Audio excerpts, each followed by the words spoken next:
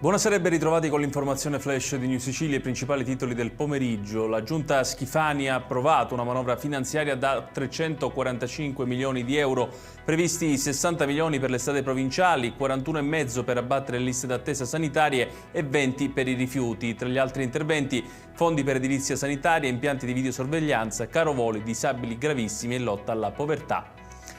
Il corpo senza vita di un uomo riposto dentro ad un sacco di plastica è stato rinvenuto nel quartiere Bastione di Milazzo, nel Messinese.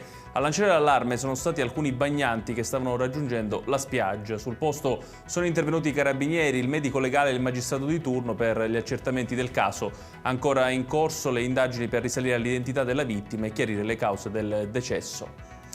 Sono stati individuati e fermati dalla polizia 3 scafisti originari del Bangladesh sotto accusa per favoreggiamento dell'immigrazione clandestina. Sono accusati di aver condotto dalle coste libiche a quelle italiane un'imbarcazione carica di migranti pochi giorni fa a Pozzallo.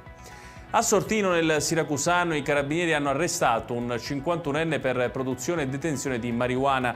Nell'abitazione dell'uomo sono stati rinvenuti 5,6 kg di droga suddivisi in sacchi e contenitori, oltre a piante in essiccazione e materiale per la coltivazione. L'uomo è stato posto ai domiciliari. E chiudiamo con il meteo. Nella giornata di domani ancora bel tempo su tutta la Sicilia, ma con il caldo torrido che concederà una tregua. Le temperature infatti subiranno ancora un lieve ribasso, soprattutto nei settori settentrionali e interni dell'isola, dove le massime sfioreranno appena i 30 gradi.